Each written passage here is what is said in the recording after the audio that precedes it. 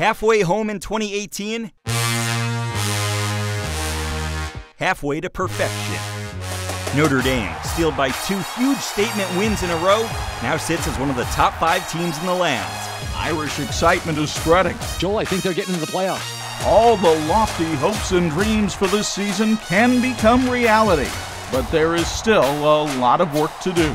It's nice to know that after 6 weeks that there's still, plenty of room for growth.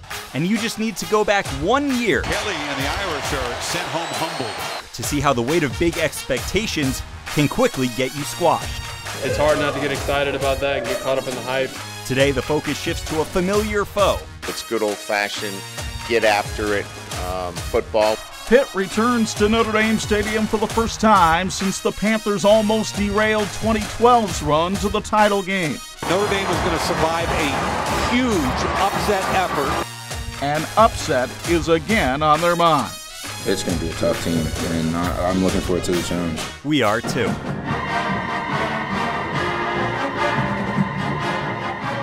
Live from Notre Dame Stadium, this is Newscenter 16's Countdown to Kickoff.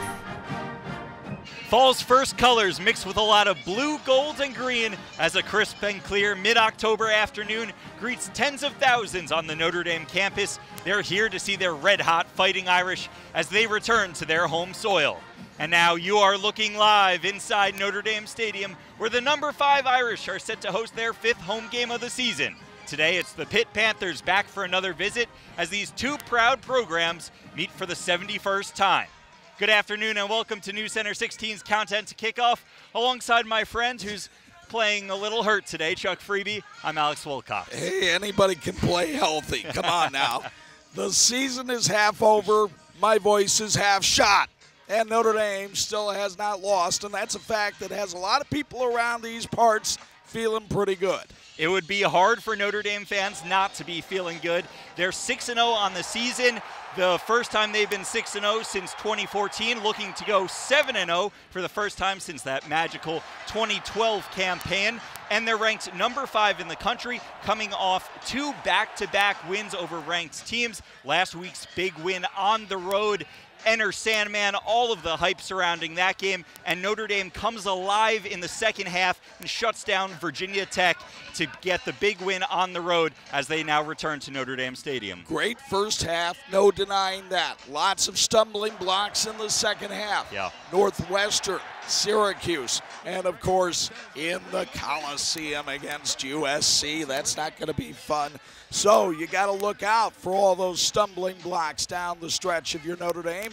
But I do think this 6-0 Fighting Irish team is better than the one in 2012 because the offense is better and it's more consistent. The offense may be better than the group that was in 2012. They're definitely a lot better than the offense that we saw even earlier this season against Ball State and Vanderbilt. Of course, a big reason for that is, well, the quarterback switch. Ever since Ian Book has come in and taken over the reins for the quarterbacks, the Irish offense has just exploded. They score 56 points against Wake Forest. They score 38 points against Stanford, 45 against Virginia Tech, and the offense has come alive. Yeah, that Ball State and Vanderbilt team that you saw in Notre Dame, that's a distant memory, of course.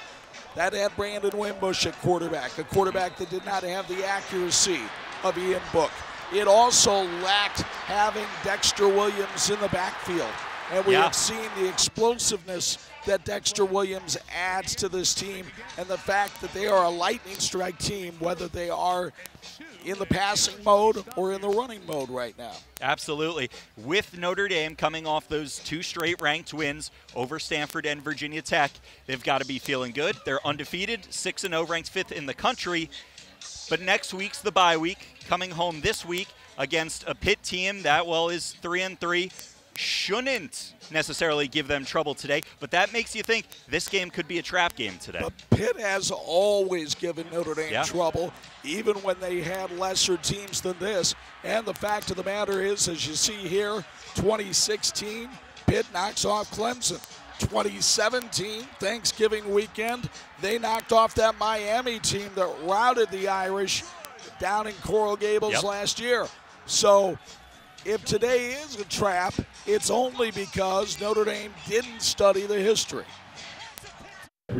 Pitt, as the giant slayers that they have been for a while now, they beat Miami after we got blown out last year. So these guys know how to play football, and I don't care what their record is. They're going to come out and play hard. We have a great deal of respect for Pittsburgh and how they'll come out to play us. We know that this is a big game for them.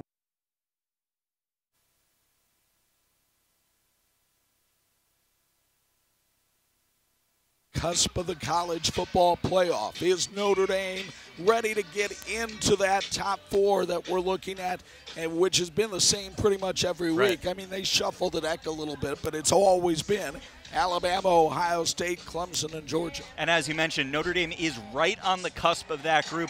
In the rankings, they're coming in at number 5, which means they're hesitating right around there. And when you look at the schedule anyway, it looks like they've gone through the meat of their schedule. These next 6 games should all be winnable games. And when you think about the college football playoff, there's a lot of talk about that 13th data point, the fact that Notre Dame is an independent, doesn't play a conference title game of any kind. And so you think, anyway, that for Notre Dame to have a realistic shot at the playoff, they have to win these next 6 games, finish the regular season undefeated, and do so convincingly. Of course, the path to a possible playoff berth, well, that would require that the Irish keep on winning. And that leads us to today's Lock Monday Auto Irish fan poll on WNU.com. We're asking you, will Notre Dame finish the regular season undefeated? Right now, it's a very tight vote.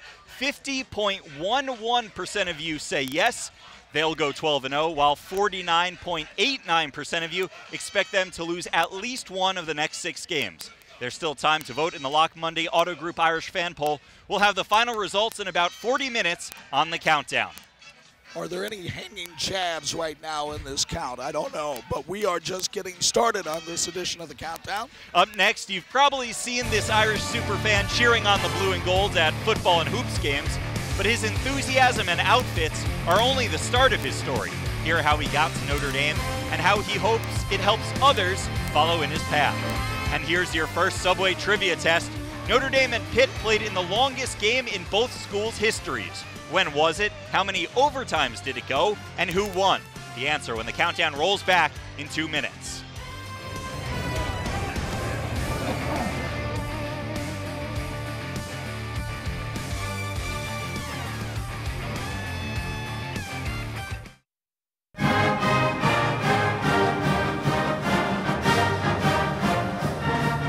Here's today's Subway Eat Fresh trivia answer.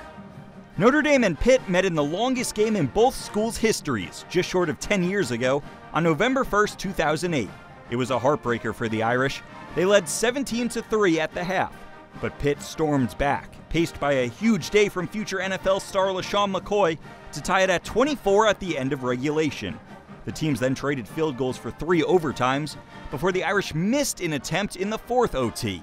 Pitt's Connor Lee then played hero, drilling his kick and winning it 36-33 for the Panthers. Back on the countdown with the story of a Notre Dame man you've probably seen make a cameo or two when you watch Irish games.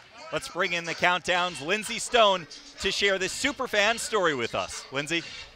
Yeah, Alex, this stadium is going to be packed in just under an hour with Notre Dame fans, but no Notre Dame fan stands out more than Brandon Hardy. He is the definition of a Notre Dame superfan, but his story is even more remarkable.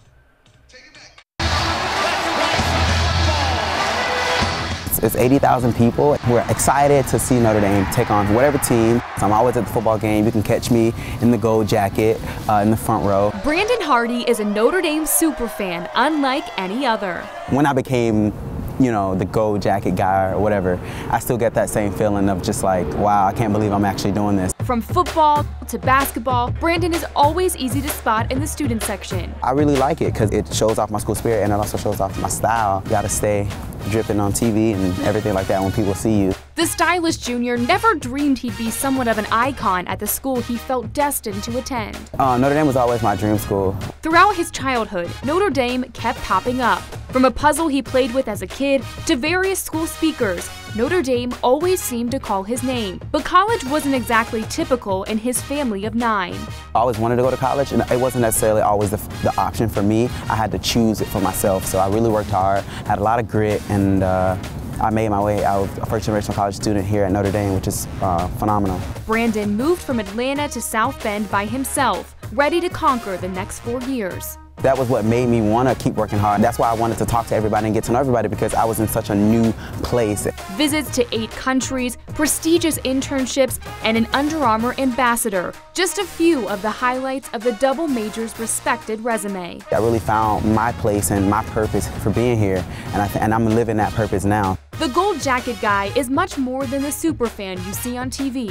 It's been an interesting journey, an amazing journey, that this is just the beginning for a lifetime of, hopefully accomplishments and achievements. He's an example of true hard work and perseverance. A lot of kids out there who grew up like me who don't realize that they have the power to do the things that I'm doing, but hopefully that sharing my story, that they can be inspired to do so. And Brandon will be in attendance in today's game, dressed to impress as always, and easy to spot from across the field. See if you can see him in today's game, and there really is no stopping this Notre Dame superfan from reaching his dreams. And I have a feeling we're going to be seeing a lot more of Brandon Hardy in the next few years. Alex? All right, Lindsay, thanks a lot. Great piece. And just speaking to that perseverance, in order to get those front row seats that we always see him at, he has to line up for hours outside the gate, making sure that he gets those front row seats. So definitely a super fan for sure. Well, there's still a lot more still in store on the countdown this afternoon. Up next, what's changed to have the Irish looking so good after a very mediocre stretch? That's where we start the Irish Illustrated Report with Tim O'Malley. And you can subscribe to Irish Illustrated, the #1 source for Notre Dame sports online. Just head to irishillustrated.com and click on Join to find the best plan for you.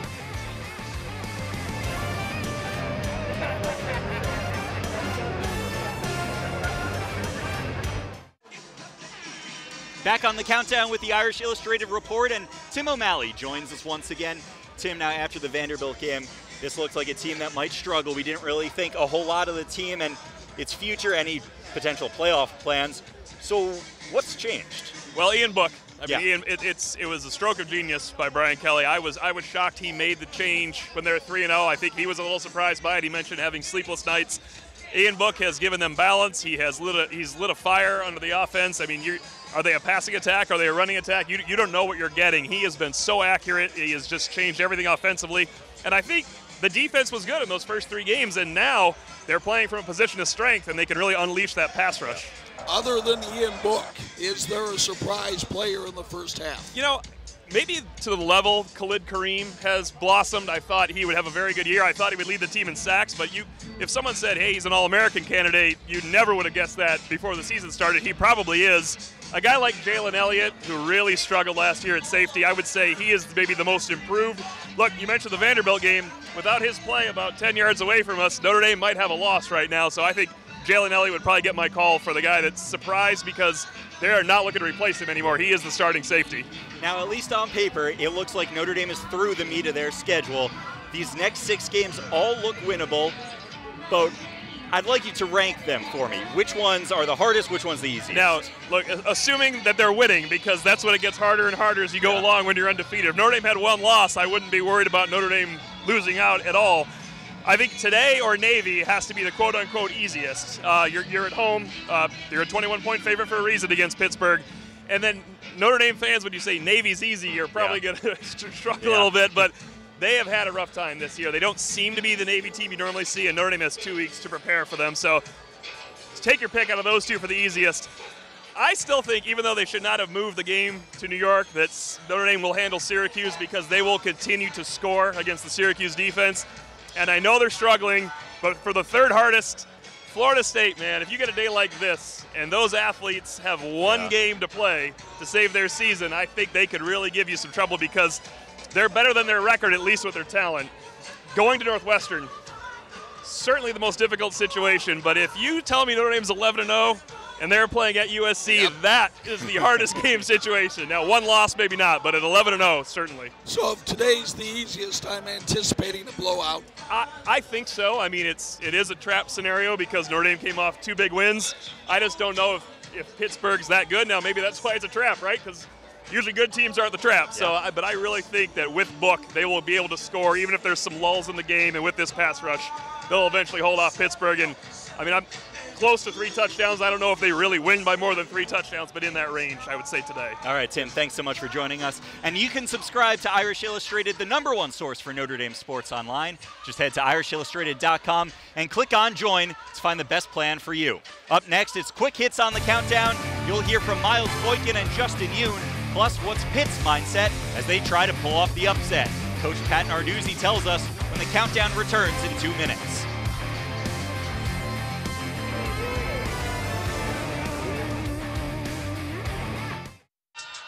Let's give you some quick hits to get you ready for today's game. Lindsay Stone and Mark Skol Jr. join us. Luckily, they both still have their voice. Lindsay, we'll start with you and a look at one of the most electrifying parts of the Irish offense. That's exactly right, Alex. Miles Boykin is a household name for this Irish offense. He's the go-to leading receiver for this team, but he says he's not too worried about the recognition. He told us earlier this week that his mind is strictly focused on an undefeated season. Boykin's 19 catches over the past 2 games are the most by any Notre Dame receiver in a 2-game span since 2011. But he's not too worried about statistics and how much he's catching the ball. He just wants to keep improving.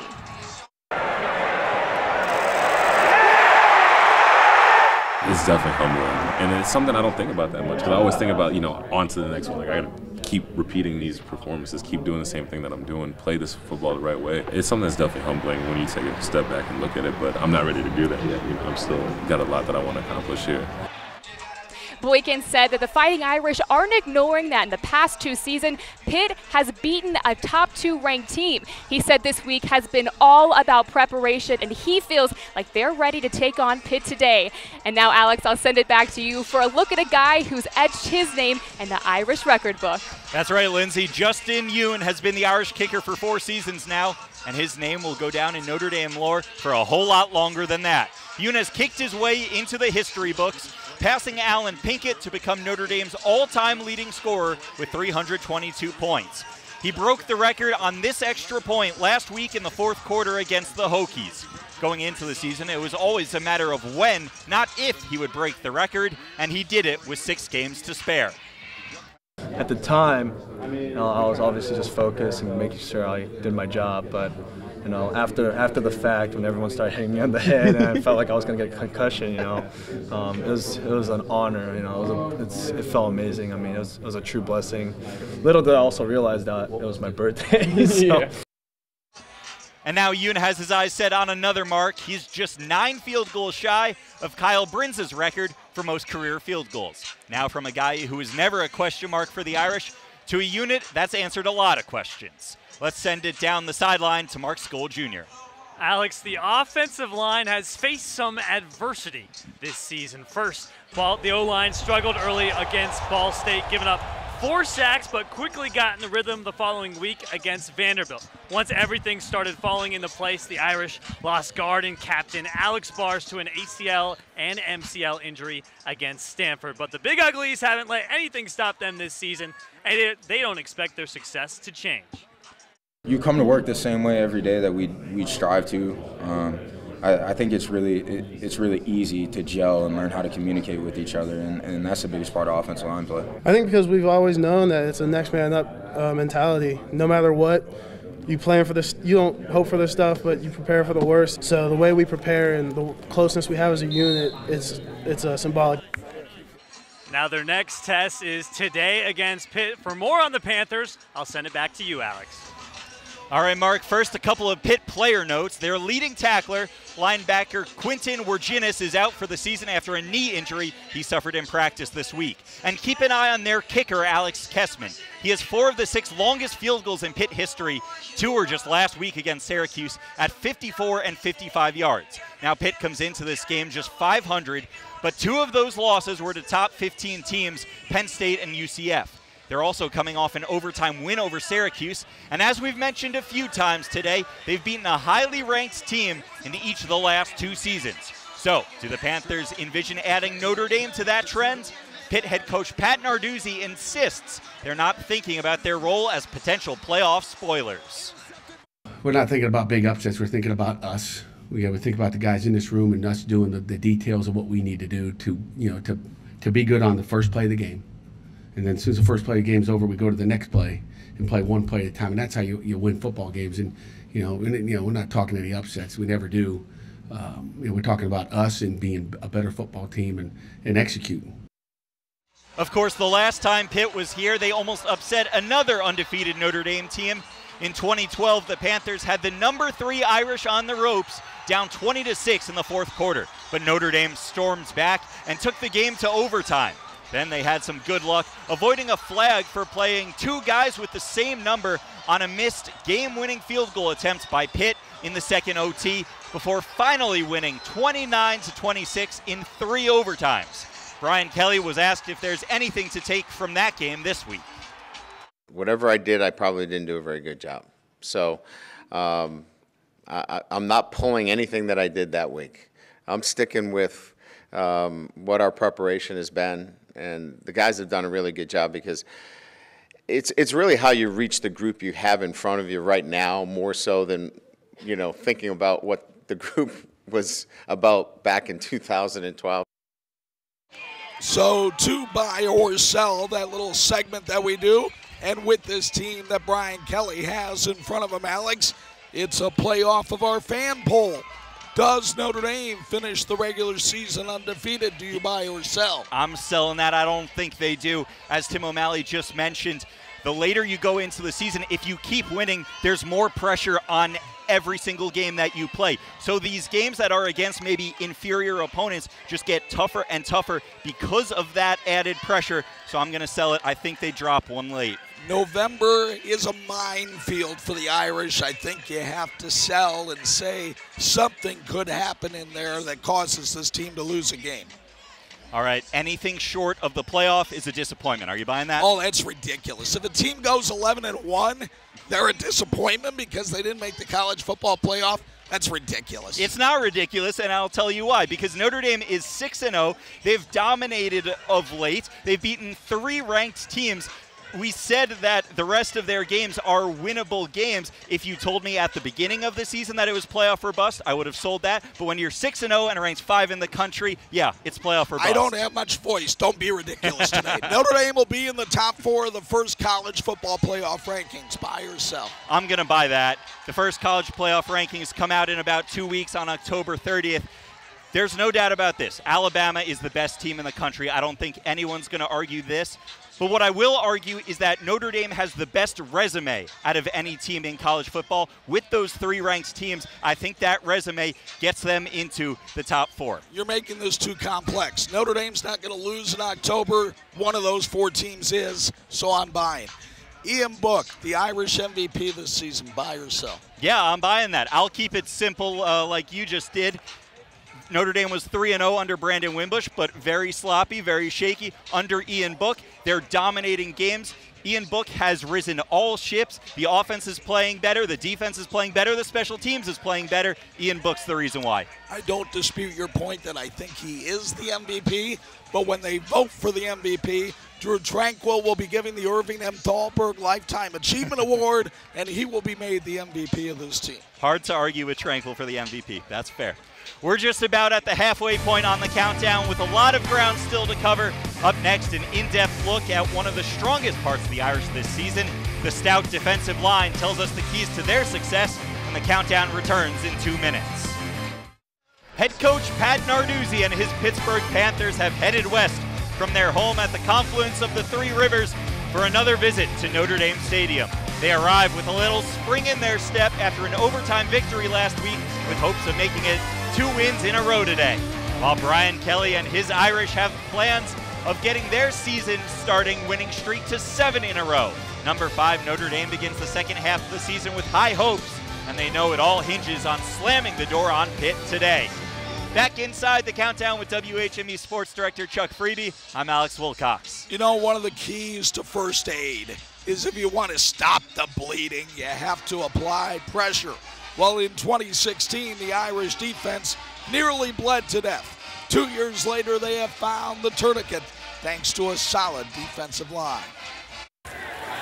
Willis chased again, flips it into the... It is one of the simplest axioms of football. Football starts with the guys up front, and if you can get pressure on the quarterback, it makes it easier for the guys in the back end. The Irish have certainly done that, amassing 15 sacks plus 31 quarterback hurries through the first half of the season. So what's behind the sudden gold rush? Well, it depends who you ask. Just believing in in what our coaches have been telling us.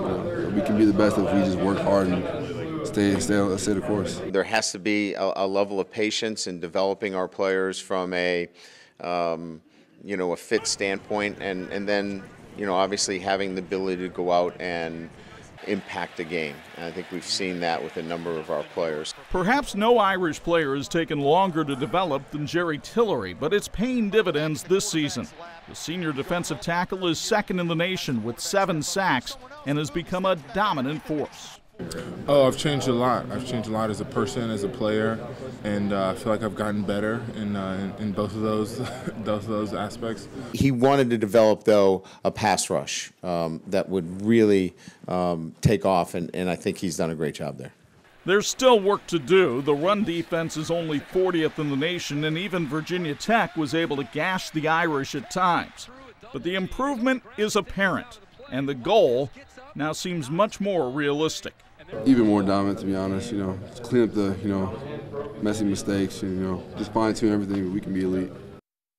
Now, 2 years ago, when the Irish had 14 sacks for the season, that elite comment would have seemed laughable. But here in 2018, the Irish already 15 sacks at the midway point, and the laughter comes from giddiness at the front for success. Yeah, the defensive line has looked really good. And as you mentioned, it's not just Jerry Tillery, it's Khalid Kareem, it's Dalen Hayes, who's now out with an injury, it's Julian Alaquora. But even you're seeing when, like, Dalen Hayes is out with an injury, there's so much depth along this defensive line. When one guy goes down, they just plug in and play someone else, and the productivity remains the same. It may be the deepest unit on the team. That's credit to Mike Elston, their assistant coach. He has done a fantastic job with them, and that defensive line. The defense has said that it starts with them up front. They're really setting the tone for a dominant defense. Well, there's still so much more to come on the countdown. Up next, he's the most explosive breakout star of the last 2 weeks. See how Dexter Williams is really making up for lost time. And here's another Subway trivia question. Before Ian Book, who was the last Irish quarterback to win his first 4 career starts? The answer when the countdown returns in 2 minutes.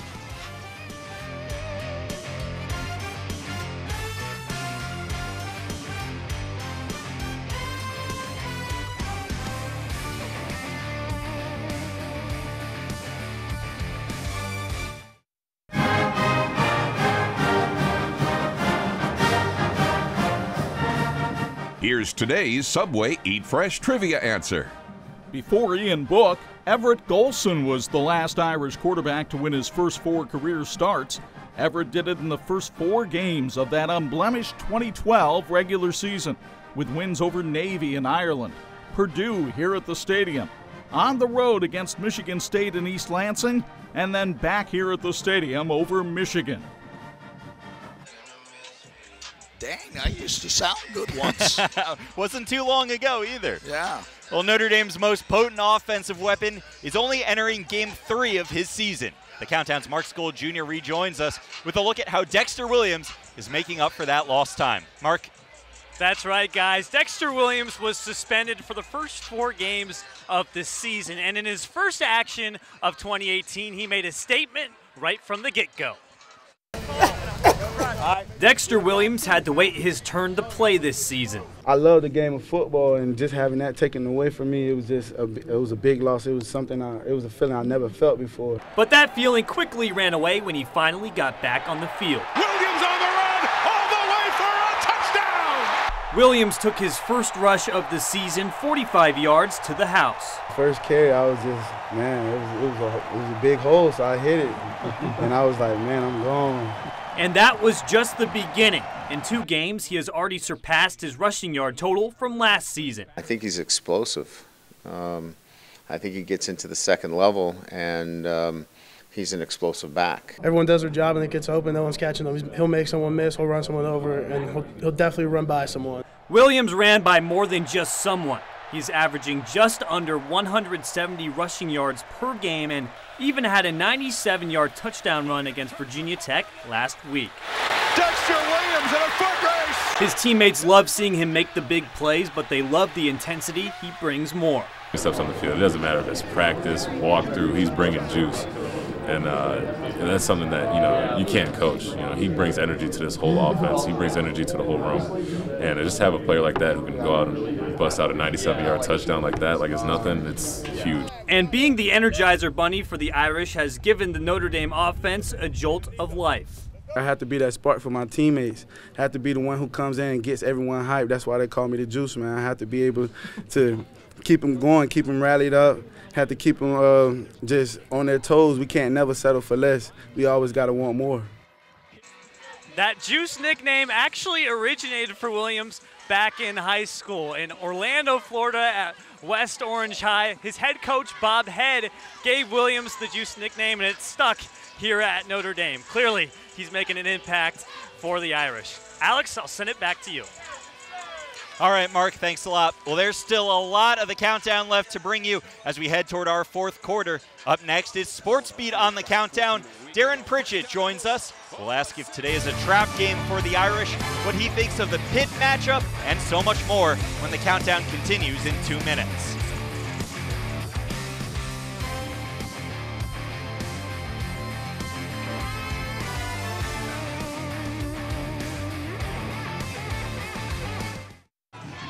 It's time for Sports Beat on the Countdown. The host of Weekday and Game Day Sports Beat on WSBT Radio, Darren Pritchett, who thankfully sounds much better than I do today. Darren, we've gotten to this point of the season. Irish are 6-0. Have your expectations for this team changed? Well, on this show at the start of the year, you asked me for the record. I said 10-2. So did I. So my expectations have changed a little bit. Offensively, this team looks so much better. We thought the defense was going to be pretty good. You look at the schedule, I think there's a very good chance they end up better than 10-2. I still worry about the travel schedule in November. That, to me, is the biggest opponent of this team. But, yeah, my expectations have changed. I thought they had a chance to be a playoff team. I think there's a really realistic opportunity for them to get that far.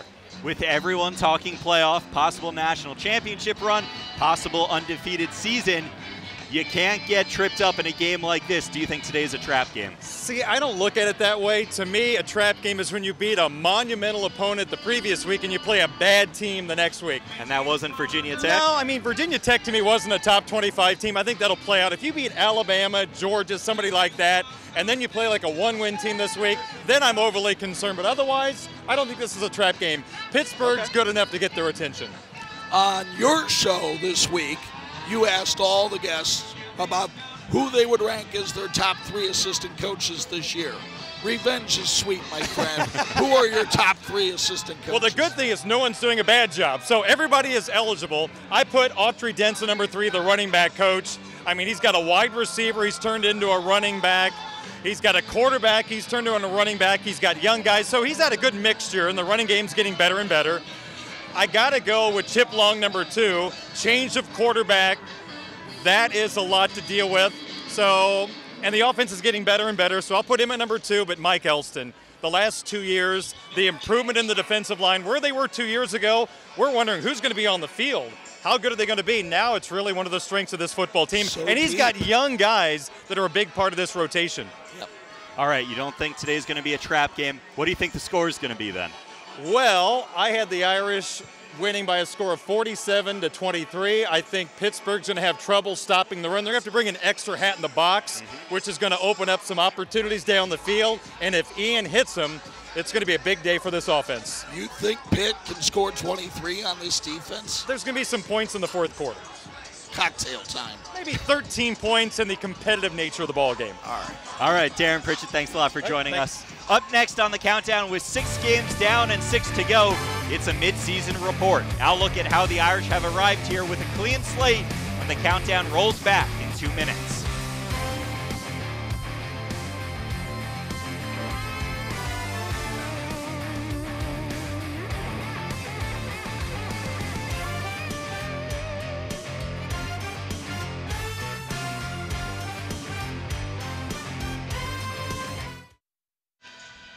Here are the final results of this week's Lock Monday Auto Group Irish fan poll on WNDU.com. We asked you, will Notre Dame finish the regular season undefeated? It's a tight vote. 50.55% of you think the Irish will indeed go 12-0.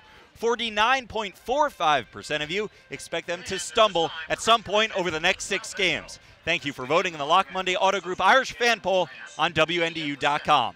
You may have heard this past week they had midterms at Notre Dame. With that in mind, we decided to take a look at how the team has graded out halfway through the season. The Irish go back to home undefeated still. Notre Dame has reached the midway point of the 2018 campaign, sitting pretty at 6-0. They ran through the meat of their schedule blemish-free, knocking off ranked teams like Michigan, Stanford, and Virginia Tech in the process. This is a very satisfying road win for Brian Kelly. But this team is a very different one than the group that took the field September 1st against the Wolverines. Most obviously, there's a new man under center for the Irish, as Ian Book has taken over the reins and the offense has roared to life.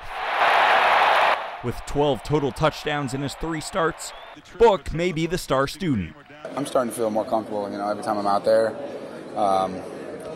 So it's something that just goes along with time, and still got a lot of work to do. Dexter Williams might have something to say about that, though. Another late bloomer, Williams has played in just the last 2 games this season, but already leads the team in rushing yards. He took his first carry of the season 45 yards to the house and added 3 more scores last week against the Hokies, including a 97-yard run that set a Lane Stadium record. Dexter Williams in a foot race. Oh, huge lift. I mean, you mean the one from 97 yards away? That one. Yeah, I'd say that's pretty big. But on a team full of surprises, the biggest might be the Irish secondary. The clear weakness of the team a year ago now looks like a strength behind the play of Julian Love, Troy Pride Jr., Jalen Elliott, and another newcomer, Alohi Gilman. I think we're a lot more confident.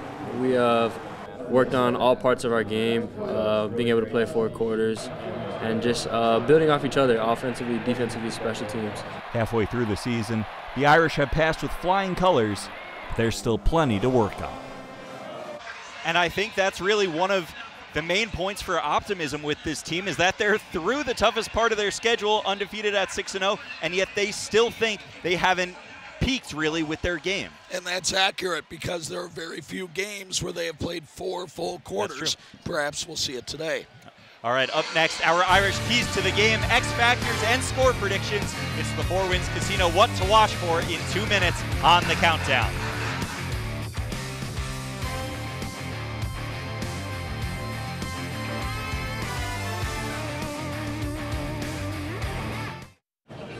Back on the countdown, Mark rejoins us. It's time for the Four Winds Casino What to Watch For. We start with our Irish keys to the game, Mr. Wilcox. My key to the game for this one is dominate the line of scrimmage, and that goes both ways, offense and defense. Offensively, if they can dominate the line of scrimmage, get a good running game going with Dexter Williams, makes everything a whole lot easier. And then on defense, this is a Pitt team that can run the ball pretty well. I need to see the Irish defensive line step up and shut down that Panther running game. The key to the game for the Irish is just to don't let Pitt think that they're in it. Don't let give them any momentum whatsoever, because if they get that little bit of hope, they can carry that possibly for a victory. To build on that, I say a quick start is quintessential for the Irish, because you cannot spell capitulate without Pitt, and they will capitulate at some point today. X Factors, Alex, who did you pick? Well, going off of my key to the game, dominate the line of scrimmage, I'm going with Jerry Tillery. He's going to be a key reason if they are able to control that line of scrimmage. He's not only a big run stopper, but as we mentioned, he's got 7 sacks on the season, so he can do it all. I'll go with the linebacker, Tavon Coney. He stepped up big in a bunch of games this season. Michigan, he had the fumble recovery, and then Stanford, he had the interception. I'm expecting he's going to make a big play late today. I like linebackers. I'm going to go with Drew Tranquill. He will tranquilize the Panthers today. We are back with some of the pregame ceremonies here in the stadium and our game predictions in 90 seconds here on the Countdown. The colors today have been presented by Notre Dame Board of Trustees Chair John Brennan and the Notre Dame Air Force ROTC. 4 U.S. Air Force T-38 Talons flown by the Black Knights of the 49th Fighter Training Squadron out of Columbus, Mississippi will conduct a flyover after the University of Notre Dame Marching Band plays our national anthem. Director of Bands at the University of Pittsburgh.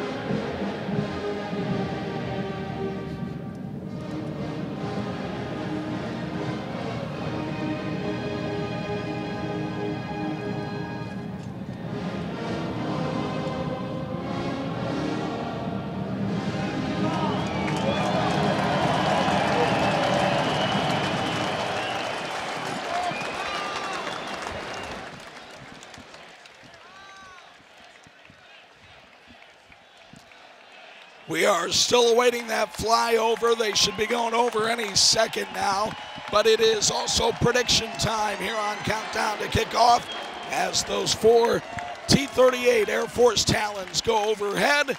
Let's start off with Alex Wilcox.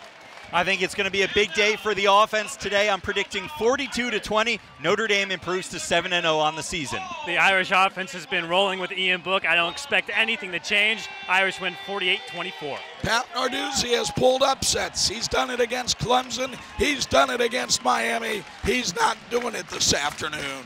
45-14, Notre Dame will win this one. And you can watch it live right here on Channel 16. In fact, let's send it on up. Mike Tirico and Doug Flutie, their coverage for the Irish and the Panthers. Alex and I are back here right after the game with highlights and analysis on Newscenter 16.